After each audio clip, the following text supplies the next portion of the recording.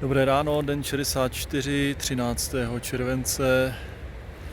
Dneska nespěchám, potřebuju trošku dát dohromady nohy, hrozně mě bolí stehna z toho lezení, z toho ledu. Každopádně hodně jsem v noci přemýšlel a teďka ráno taky. Zkoušel jsem plánovat různé varianty na mapách. Už jsem se rozhodl.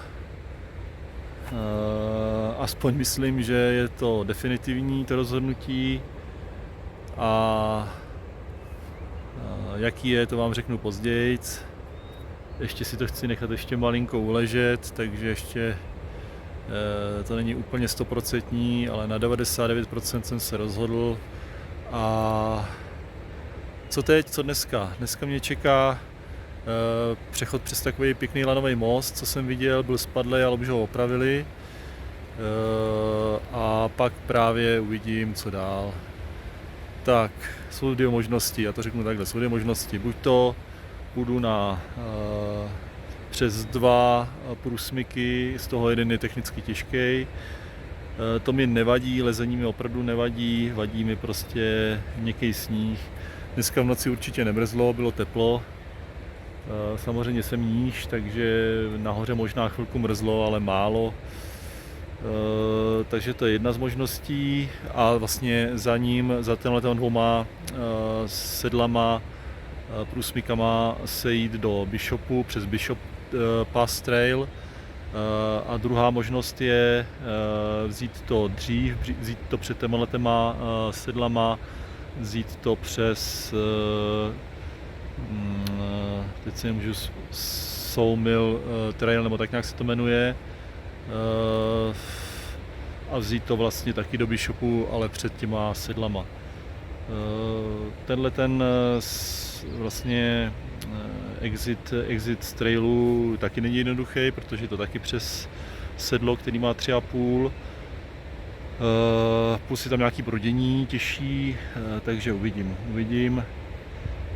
A to je zatím všechno. Jdu si uvařit snídani, užít si to, že je sluníčko, že mám tady vodu u sebe a že nespěchám v této krásný, nádherný Sierře. Je to asi zatím to nejhezčí, co jsem jakoby v horách z přírody viděl. Soutěží to s Dolomitama, ale prostě Dolomity jsou malý tady oproti tomu, myslím rozlohou. A jsou jiný úplně. Tak jo, zatím. No, není to nádhera.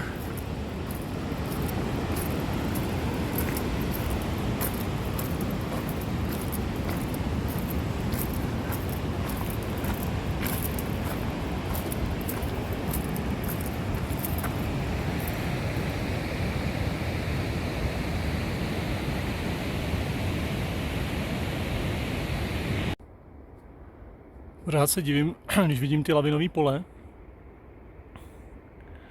Takže to si jde z kopce, to chápu. Že to poláme i velký stromy, to taky chápu. Ale že to jede tak daleko, vlastně až do protisvahu. Si podíváte, kde jsou až polámaný ty stromy. To je prostě Širokánský údolí tady, jo. Takže ono se to prostě zastaví až o protisvah. Vždycky jsem si myslel, že to sjede prostě na rovinu a tam to zůstane. Tam je to polámaný prostě až proti svahu hodně nahoře.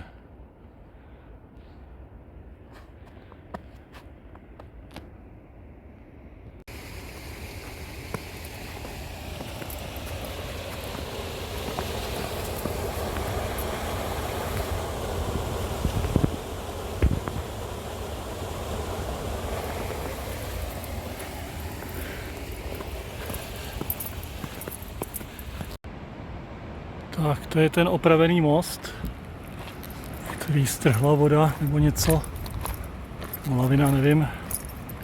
A už to opravili. Jinak tady je kemp s boxíkem na medvědy. A to je nádhera. Jo. Aha.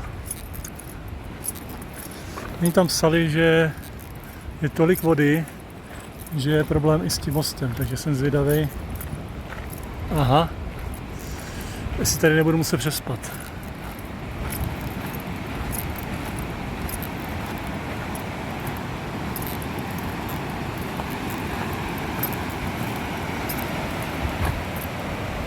One person at time on bridge. No a uvidíme, jestli to půjde přejít. Ještě bych tady musel přespat a jít až ráno. No. To se to houpe. Sakramensky se to houpe.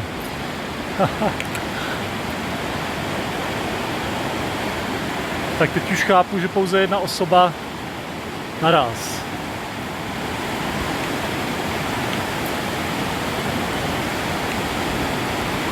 Ty vole.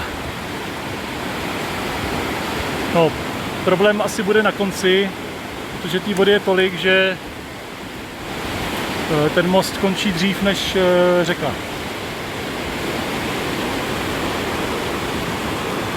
No, pěkná houpačka.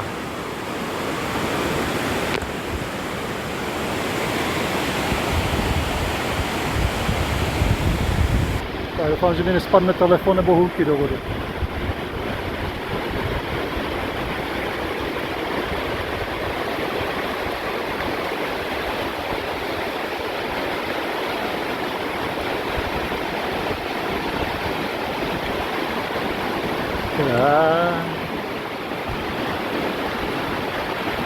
No, tady je problém, protože si pak to, ale to půjde nějak. No.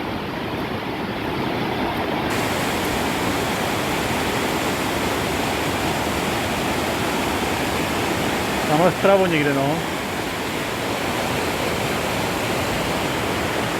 No ale krásný most.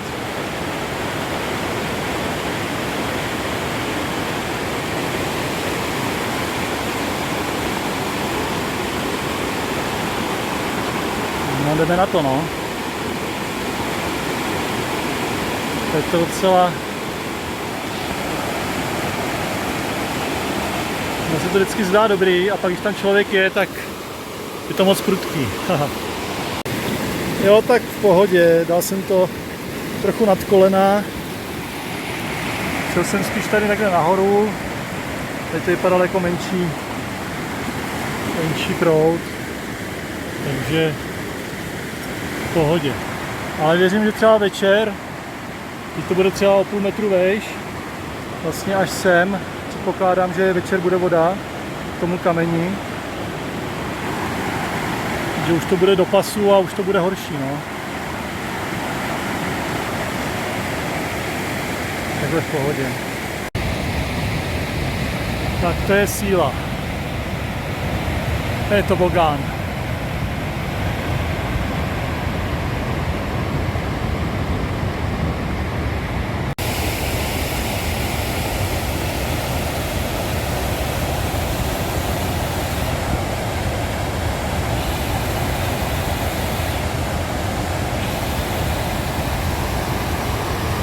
Se to jmenuje Woods Creek.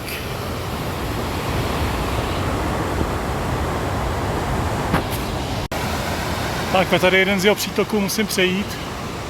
Tady spadla lavina, tak si myslím, že půjdu po té lavině nějak nahoru. No, vidím ještě. No.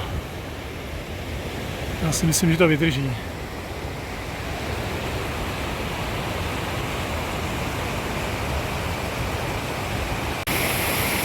No, sranda. To by bylo příjemnější to přejít bez toho sněhu. To by bylo v pohodě, to by bylo do půlky lejtek. Jenomže jak tady nastoupit, že jo? Tak jsem to vzal horem. V pohodě.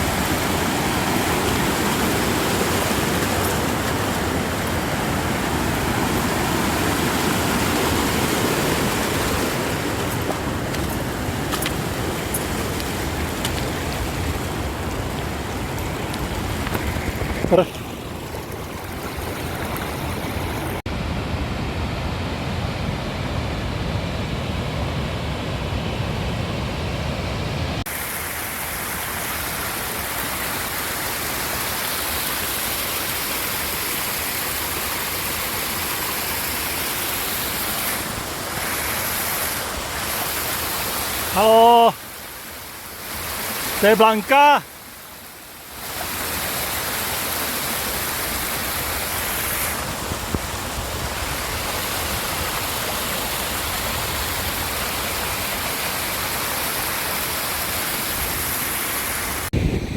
Chtěl jsem si dát tady oběd, ale radši to teďka přejdu, protože se každou jakoby hodinou zvedá ten průtok. A tady to bude docela silný, takže oběd si dám až za chvilku a přejdu to. Tak sice jenom do půlky stehen, ale poměrně síla jako. Ano, sranda.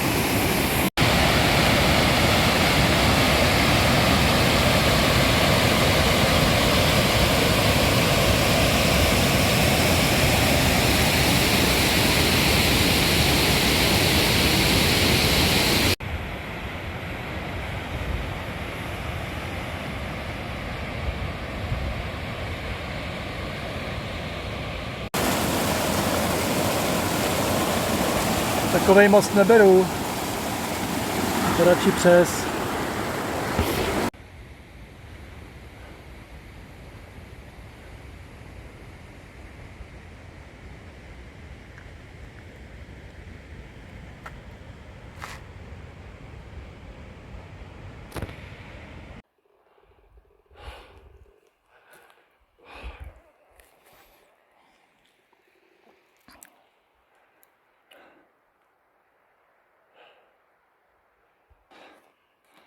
Tamhle nahoru se potřebuji dostat a zítra ráno, až že na druhé straně bude sníh, tak zítra ráno to slést do údolí. Tak, dobrý večer, já mám 8:45. Jsem v průsmyku a myslím, že se mi to, nebo nemyslím, vím, že se mi to tady líbí. Tady jsem si postavil stán. Výhled si myslím, že je ucházející v podstatě na všechny strany, protože jsme opravdu na vrcholku v průsmyku. Myslím, že se to jmenuje Sawmill Pass. Je to nějakých 3,5 tisíce nad mořem.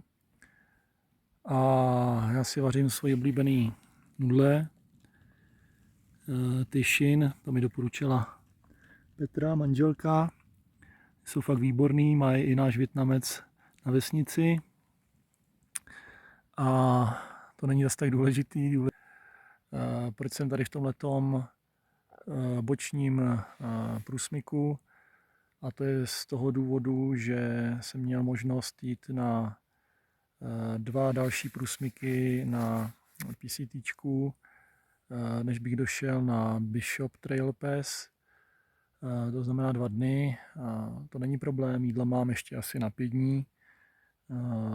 Ale mně se prostě v tom jde za prvé hrozně špatně a za druhý, jak už jsem říkal, ty průsmyky, když se tam dostanete trochu později, což prostě když na jedné straně jsem lezl nahoru 4 hodiny, abych se dostal nahoru, tak já prostě nemůžu lézt v těžkém terénu pod mě. Jo, to prostě začelovky, protože pak nevidíte, kam lezete, jestli máte správný směr a podobně.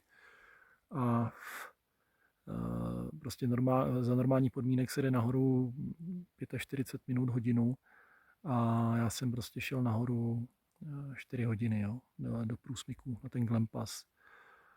To potom můžete vstávat, jak chcete a prostě jste tam pozdě. Jo, jste pozdě, odmítám jako les, tak jak už jsem říkal, začelovky v těžkém terénu a pak je to prostě na druhé straně, záleží samozřejmě, jak je to orientovaný, ale většinou pak je to na té druhé straně už roztátý a když jdete v prudkém svahu, jak už jsem říkal, na sněhu, tak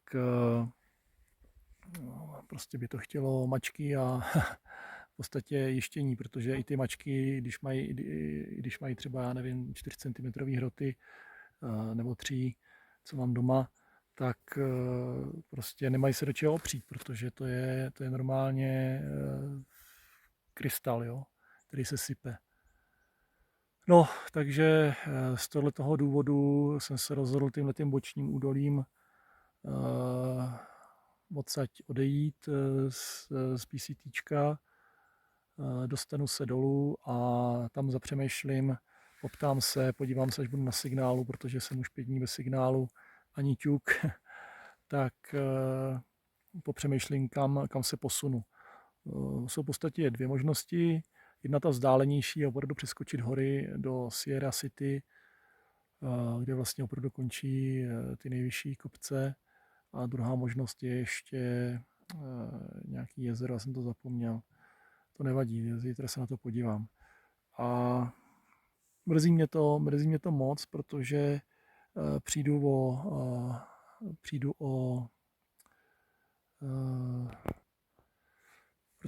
o Yosemite a to je prostě škoda.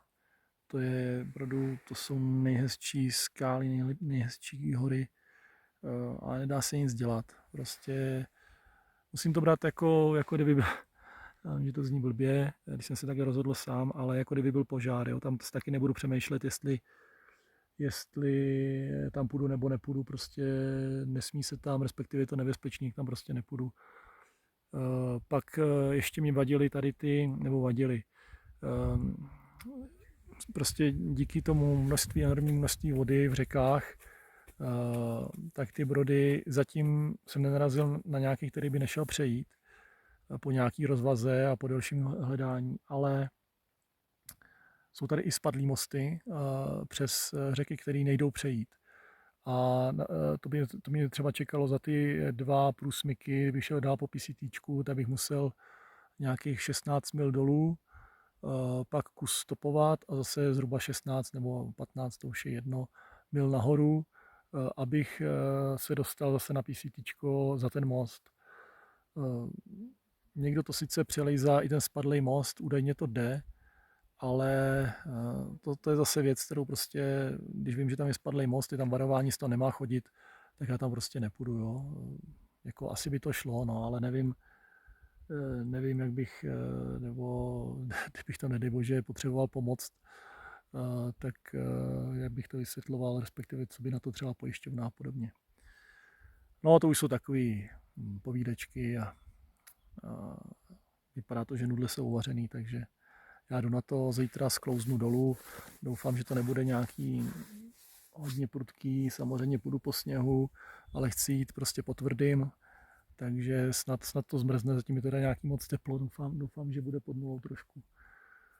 No, uvidíme. Tak jo, dobrou noc. Já opravdu nechápu, jak by tady někdo mohl být bez stanu.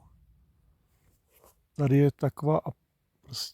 takový množství komárů, jo.